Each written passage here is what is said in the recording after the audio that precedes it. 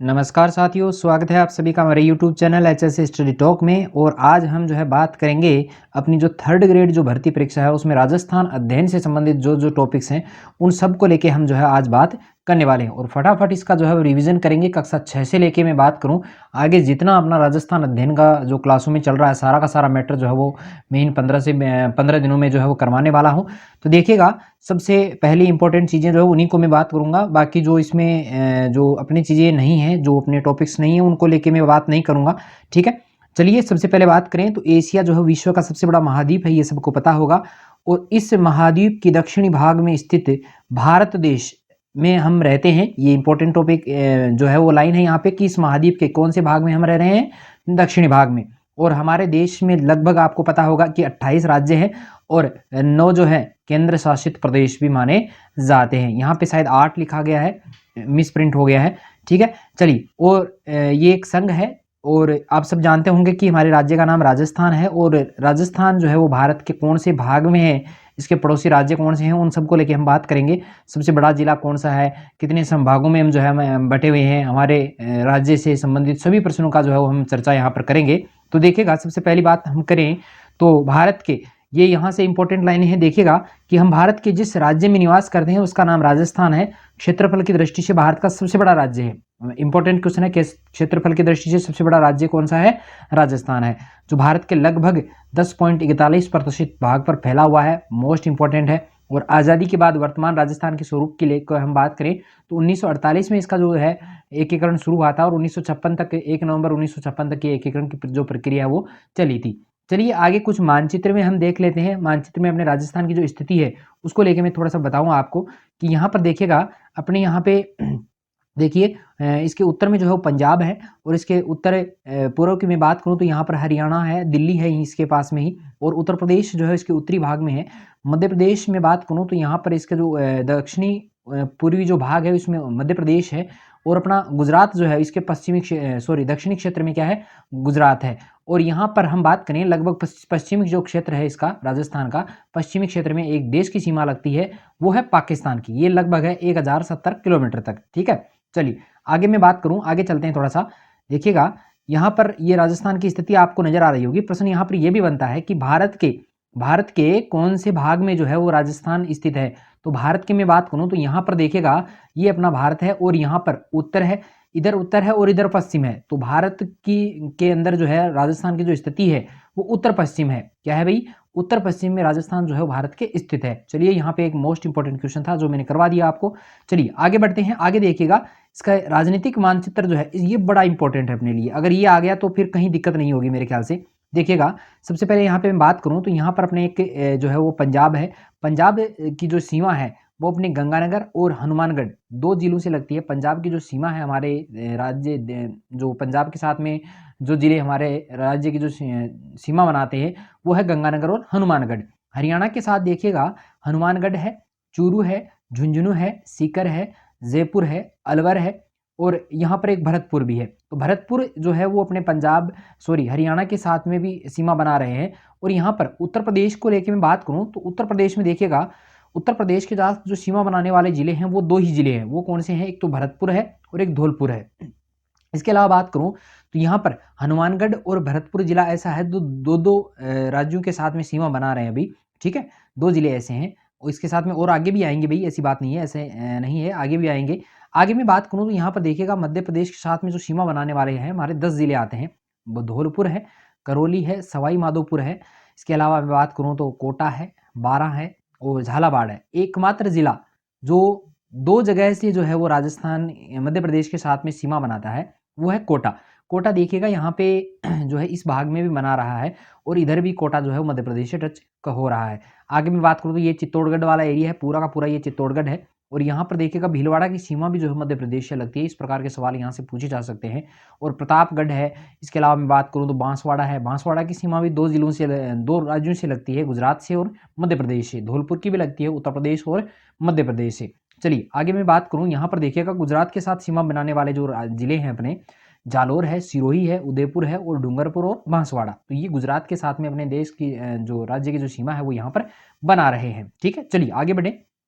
देखिएगा इसकी स्थिति और विस्तार को लेकर हम बात करें, प्रश्न यहाँ पर बहुत इंपॉर्टेंट बनता है कि हमारी भौगोलिक दृष्टि से राजस्थान भारत के जो है उत्तर पश्चिमी भाग में स्थित है, ये मैंने करवा दिया है आपको। इसकी अगर बात करें अक्षांश और देशांतरीय विस्तार की तो 23 डिग्री 3 मिनट से लेके 30 डिग्री 12 मिनट उत्तरी अक्षांश से है और 69 डिग्री 30 मिनट से लेके 78 डिग्री 17 मिनट पूर्वी देशांतरों के मध्य ये स्थित है।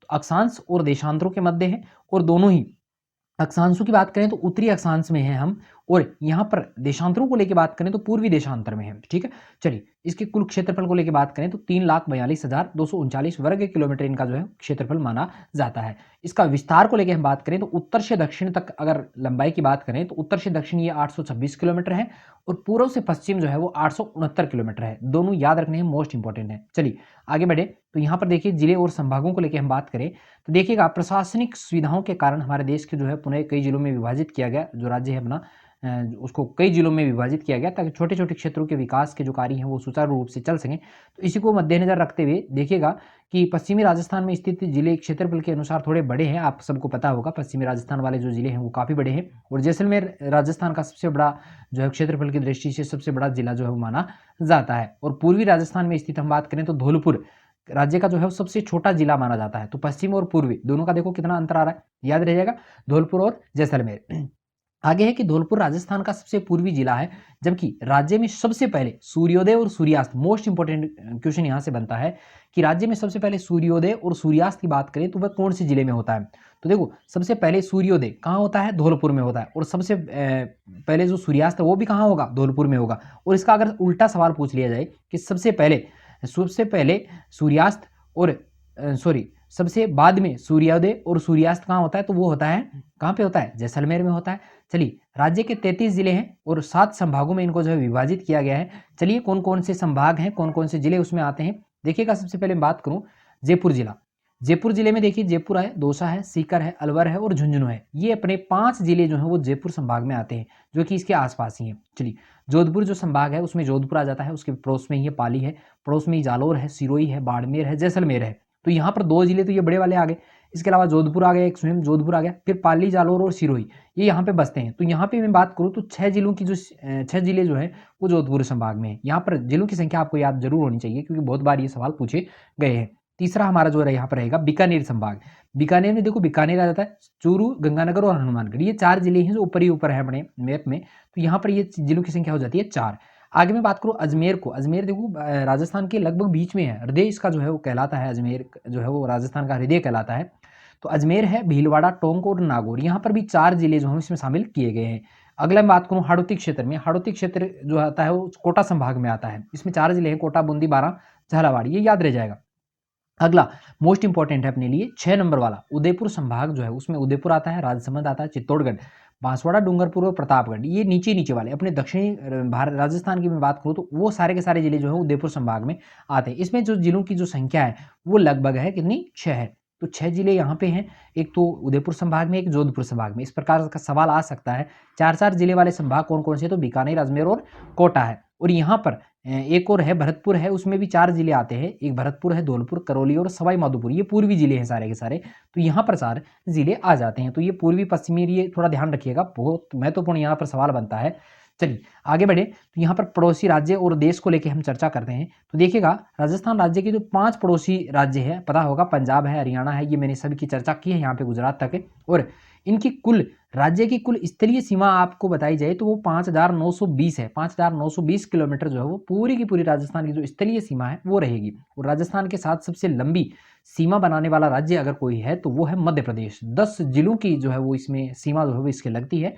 मानचित्र आपने देख भी लिया होगा कि कौन कौन से जिले हैं। और राजस्थान के साथ अगर सबसे छोटी सीमा की हम बात करें तो उत्तर में एक राज्य है जिसका नाम है पंजाब। पंजाब के साथ में इसकी सबसे छोटी जो सीमा है वो लगती है। और राजस्थान की पश्चिमी अंतर्राष्ट्रीय सीमा जो है वो एक देश से भी लगती है, वो है पाकिस्तान, जो लगभग 1070 किलोमीटर लंबी है।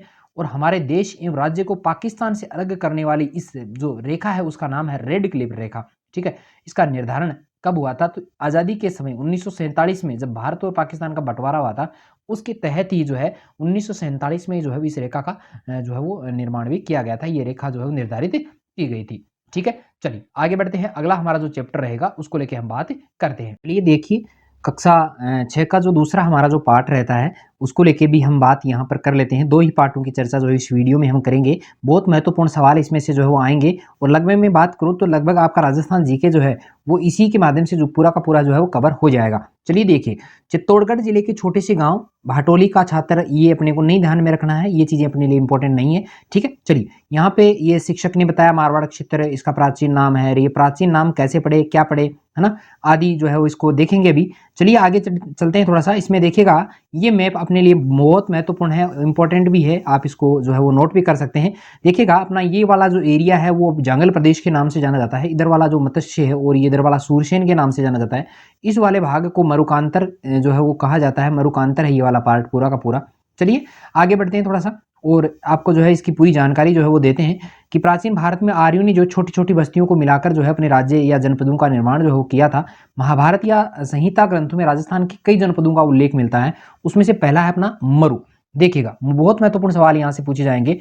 हमारे कई साथी हैं जो बार बार कहते भी हैं कि सर कुछ अलग जो है वो यहाँ पर किया जाए, और यही अलग जो है वो यहाँ पे कुछ चल रहा है। देखिएगा मरु प्रदेश ऋग्वेद सहित हमारे पौराणिक जो ग्रंथ हैं जैसे रामायण है, चरक संहिता है, महाभारत है, वृहद संहिता में जो है वो मरु प्रदेश का वर्णन मिलता है। यहाँ से बहुत महत्वपूर्ण सवाल बनता है, ये लाइन आपको बढ़िया तरीके से याद होनी चाहिए। चलिए आगे देखें कि मरु प्रदेश आर्यों का प्रारंभिक जनतंत्र था।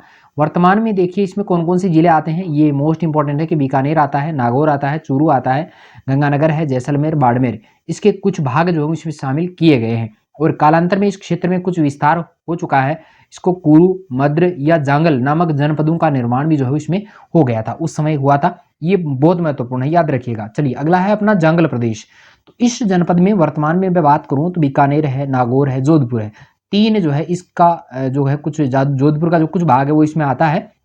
इसकी राजधानी जांगल प्रदेश की जो राजधानी थी वो थी अहिछत्रपुर, और साम्य वर्तमान नागौर में यहाँ पर प्रतीत होता है। और पौराणिक आख्यानों के अनुसार यादव वंश के जो बलराम और श्री कृष्ण की द्वारिका जाते समय इस क्षेत्र से गुजरे थे। तो ये जांगल प्रदेश है, इसकी जो राजधानी है वो है अहिछत्रपुर, ठीक है। अगला है अपना मत्स्य वाला जो भाग है, इस जनपद का उल्लेख कहाँ मिलता है, मोस्ट इंपॉर्टेंट क्वेश्चन है यहाँ से कि ऋग्वेद में इसका जो है वो जानकारी मिलती है। और महाभारत में मत्स्य जनपद की जो राजधानी बताई गई है वो विराट नगर, जिसको आप बैराट संस्कृति के नाम से जानते हो, बैराट भी इसमें शामिल थी। और ये जनपद लगभग अलवर और जयपुर के जो आसपास के जो क्षेत्र हैं उनके बीच में वाले भाग में इसका जो है वो स्थित था। और इस स्थान का जो वर्णन है वो चीनी यात्री था जिसका नाम था युआन चांग। तो ये नाम बहुत महत्वपूर्ण है, यहाँ से सवाल आएगा, ठीक है। चलिए आगे बढ़ते हैं। और यहाँ पर देखिएगा ऊपर वाला जो भाग है ये योद्धेक जो है वो कहलाता है, और ये वाला जो है अर्जुनायन है, ये मालवा वाला प्रदेश आ गया है, और ये सीवी प्रदेश है। चलिए यहाँ पर इन सब की भी हम चर्चा जो है वो कर लेते हैं। सबसे पहले हम बात करेंगे सूरसेन को लेके। तो देखिएगा राजस्थान के भरतपुर है, धौलपुर है, करौली है, इसके अधिकतर जो भूभाग हैं वो सूरसेन जनपद में जो शामिल थे। राजधानी सूरसेन जनपद की मैं बात करूं तो मथुरा थी, ठीक है। सूरसेन जनपद की जो राजधानी थी वो थी मथुरा। 4वीं शताब्दी की बात है, ईसा पूर्व के यूनानी लेखकों ने सिकंदर के समय की बात करें तो सूरसेन या सोरसेन का उल्लेख यहाँ पर मिलता है यूनानी लेखकों ने, सिकंदर। और बयाना प्रशस्ति, ये मोस्ट इंपॉर्टेंट है, बयाना प्रशस्ति में भी सूरसेन नामक जो राजवंश है उसका वर्णन देखने को मिलता है। और सिकंदर के आक्रमण के समय यह अपनी स्वतंत्रता को सुरक्षित रखने के लिए उत्सुक पंजाब और टक की कुछ जातियां राजस्थान में आकर बस गई थी। लाइनें बहुत महत्वपूर्ण सारी की सारी, बढ़िया से याद होना चाहिए। इसमें अपने साहस और शौर्य के लिए प्रसिद्ध मालवा, सीवी, अर्जुनायन आदि जातियां जो है प्रमुख रूप से यहाँ पर रही थी, ठीक है। आगे हम बात करें सीवी को लेकर। आधुनिक उदयपुर के पूर्व, पश्चिम, उत्तर का जो संभागीय प्रदेश है सीवी जाति ने आधिपत्य स्थापित किया था, इसलिए ये सीवी जनपद के नाम से जो है जाना जाने लगा। और सीवी जन की जो राजधानी थी वो थी मध्यमिका या माध्यमिका। और इसका अवशेष आपको मिलेगा चित्तौड़गढ़ के पास नगरी नामक गांव में आपको मिलेगा। और इस भूभाग को मेदपाट, मेवाड़ या प्रागवाट भी कहा जाता है। बहुत महत्वपूर्ण है ये सारे के सारे, मोस्ट इंपॉर्टेंट क्वेश्चन यहाँ पर करवा रहा हूँ। 3rd ग्रेड अपने राजस्थान जीके से रिलेटेड जितने प्रश्न यहाँ पर बनते हैं सारे इन्हीं में से आएंगे, और इसका रिवीजन जो है मैं बहुत जल्द जो है वो यहाँ पर प्रोवाइड करवा दूंगा। देखिए अगला है अपना अर्जुनायन। भरतपुर है, अलवर है प्रांत में अर्जुनायन अपनी विजयों के लिए प्रसिद्ध माने जाते थे।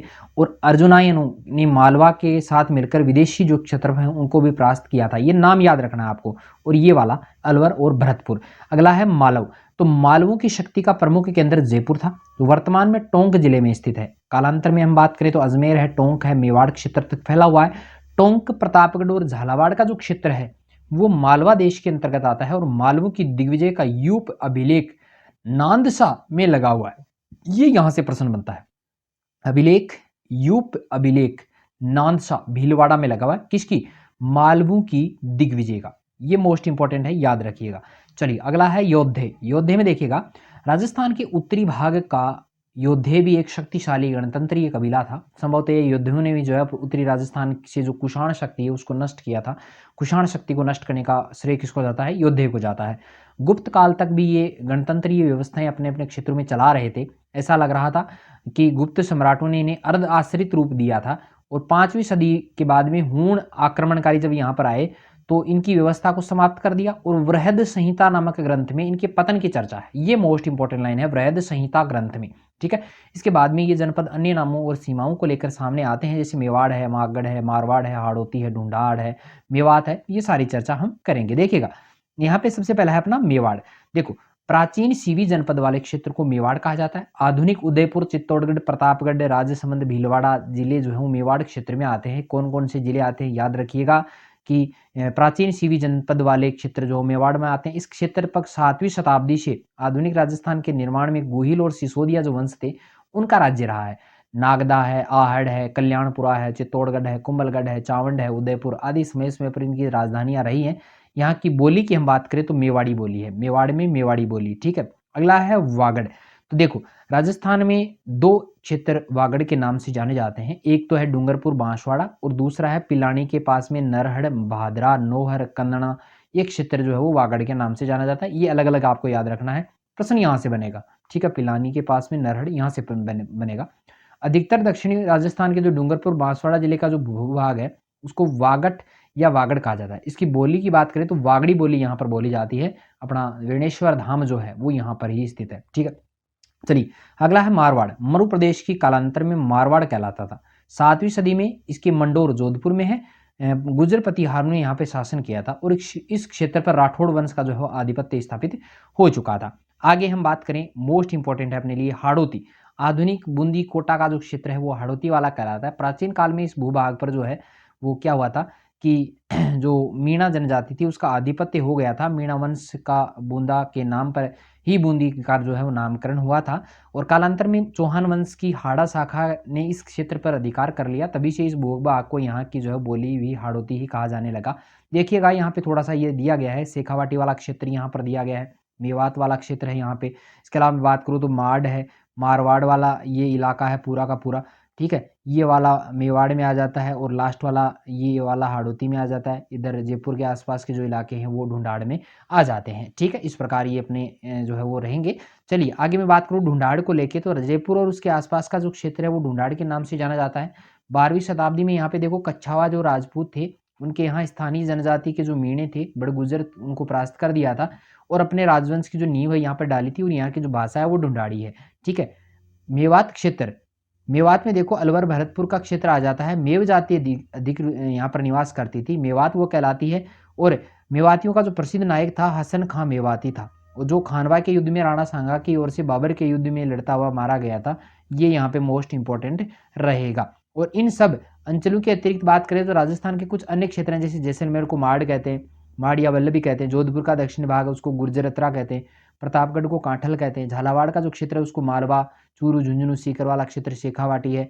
ब्यावर अजमेर का जो क्षेत्र है वो मेरवाड़ा के नाम से जाना जाता है। राजस्थान और इसके विभिन्न क्षेत्र भूगोल और परिस्थितियों के फलस्वरूप अनेक बोलियों है, वेशभूषा है, व्यवहारिक, ये सब आपको देखने को मिलेगा। तो ये सब इंपॉर्टेंट क्वेश्चन यहाँ से बनते हैं। लगभग किताबों में आपको इन्हीं में से जो है वो रिलेटेड जो है ऑब्जेक्टिव टाइप क्वेश्चन आपको देखने को मिलेंगे। आप ऑब्जेक्टिव टाइप पढ़ते हो पढ़ो, लेकिन यहाँ से इसका पहले रिवीजन होना चाहिए। ये चीज़ें पढ़ने के बाद में अगर आप ऑब्जेक्टिव टाइप क्वेश्चन देखोगे तो ज़्यादा समझ में आएगा। चलिए मिलते हैं इसी प्रकार के अन्य वीडियोज़ के साथ में, तब तक के लिए थैंक यू। जय हिंद, जय भारत।